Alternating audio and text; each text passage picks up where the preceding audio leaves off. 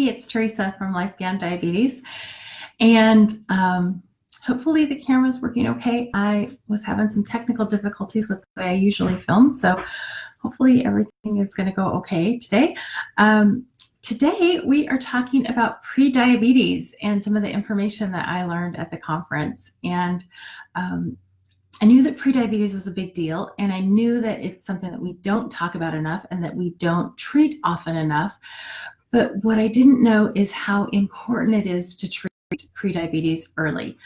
In a minute, I'm going to talk about how prevalent pre-diabetes is and how much of a problem it is in our country, and talk about some statistics. But the thing that I learned that was new to me was how much damage happens to the bodies of people that have pre-diabetes long before they even advance to diabetes. And we don't talk about that enough. And what that hammered home to me is how important it is to catch people before they actually advance to the point of being diagnosed with diabetes. So before we dive into that, let's talk a little bit about what is pre-diabetes. And just like what it says, what you'd think, pre-diabetes means you don't have normal blood sugar, but you're on your way to getting diabetes. So it's not quite normal lab tests. There's lab tests that show that your blood sugar is a little bit elevated, but not quite reaching the numbers that would show you have diabetes. Now, what we've found is that a lot of times when people have pre-diabetes, if they are given lifestyle interventions, including dietary changes and increased exercise activity, sometimes they change sleep and stress habits. Most of those things improve their body composition, so they might lose some weight. So people a lot of times focus on the weight loss, but what I like to tell people is that the lifestyle changes usually have as a side effect weight loss. So when people say, oh, you just need to lose weight. Well, what I tell people is weight loss happens when you do the lifestyle changes. So that's a whole other topic that we can talk about another day, is whether or not, the weight, which is where the weight comes as far as anyway, we're going to just keep talking right now. But, so pre-diabetes, people say that we can stop the progression to diabetes. And I believe that you can stop the progression to pre-diabetes or to diabetes from pre-diabetes. What I learned in the statistics is that, and I'm not sure actually you wrote down those statistics. I'm not sure that I have them here. I'll have a look in just a minute and see which ones I can find about how many people progress from pre-diabetes onto actual diagnosis of diabetes. Basically, it's interesting. There's just a line that in the labs that says one day you have pre-diabetes and the next day you have diabetes, and it's kind of arbitrary where that's decided by lab value. And I will tell you that in my practice, I treat people pretty much the same whether or not they have pre-diabetes or diabetes, because I want them to be as healthy as they can be, and let's stop that progression. So now I'm going to talk a little bit about the statistics of how prevalent prediabetes is in the U.S. And I'm getting these statistics from the Centers for Disease Control, so the CDC, which is pretty much for people who don't know what the CDC does, and we hear a lot about the CDC.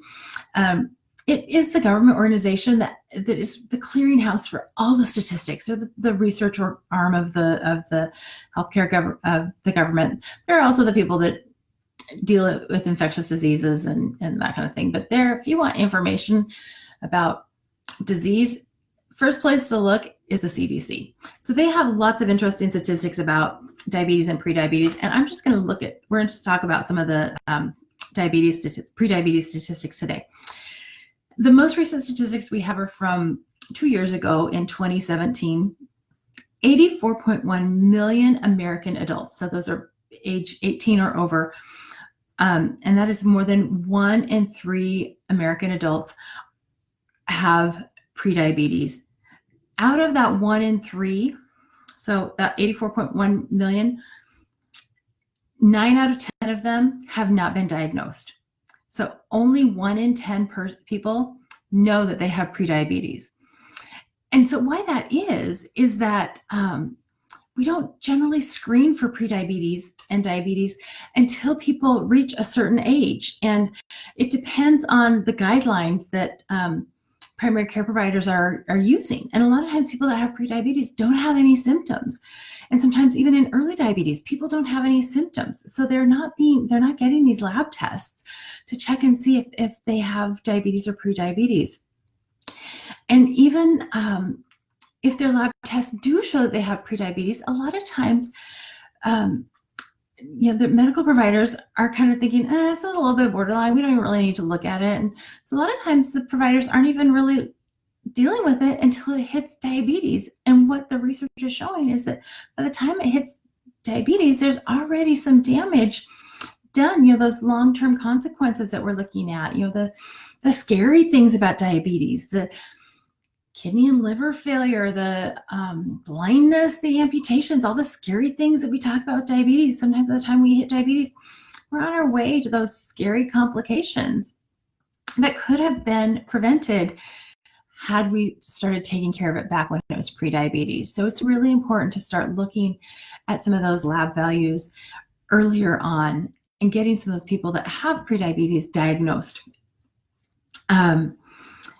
So that is one of the things. Now let me see really quick if I can find the statistic that I wrote down earlier about how many people progress from, I lost it, from prediabetes to diabetes. I am sorry, I don't have that. When I find that statistic, I will put it in the comments so that you can look at what the statistic is for how many people progress on from prediabetes to diabetes. It's something like, I believe it's 3 every 4 people that have prediabetes, 3 of them will progress on to diabetes. So what I want to say about prediabetes though, and the hope, so we talk about the complications and the scary stuff, but what I like to give people is hope. I want to say there's hope. And when we talk about lifestyle change, a lot of times people go, oh my gosh, I'm going to have to, it's huge, the big things that you have to do to change your life to prevent getting diabetes. If 9 out of 10 people, if 1 out of 3 people have prediabetes and 9 out of 10 people don't even know that they have it, and then there's these big lifestyle changes, that just feels so overwhelming. But you know what? It's not. It's not necessarily easy, but it doesn't have to be huge. So I'll tell you, I eat amazing food. I love the food I eat, but I just don't eat junk. I eat really good food. You don't have to suddenly go from, eating, you don't have to become vegan to not get diabetes. You don't have to become a strict vegetarian. You don't have to eat strict keto. You don't have to follow a strict regimented diet. You don't have to hate the food you eat. You don't have to become a runner. You don't have to become somebody who's like an exercise junkie. You don't have to become this super, militant, fit person to prevent your diabetes. Moderation a lot of times wins the battle, and it's not easy. Habit change isn't easy, but it doesn't have to be hard. It takes a lot of, you have to want it. You have to want to be healthy. You have to want to make the changes, and it takes some work. It takes some creativity and figuring out the things you love, the things that you love to eat, the things that you love to do to be active. But you can do it. And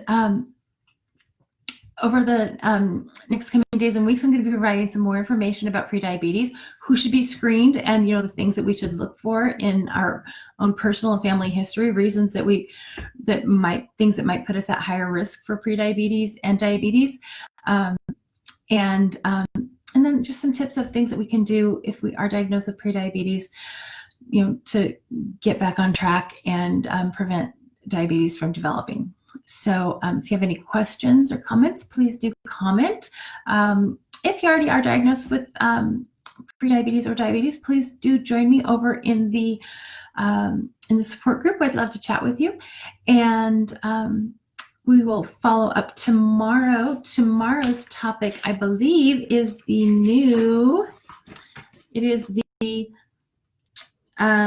it's continuous glucose monitoring, which is actually a fantastic thing to talk about, and the ways that it's being used in looking at prediabetes and diagnosing prediabetes and looking at lifestyle change, effective use of lifestyle change in prediabetes. So look forward to talking to you tomorrow at 3 Pacific, 6 Eastern about continuous glucose monitoring.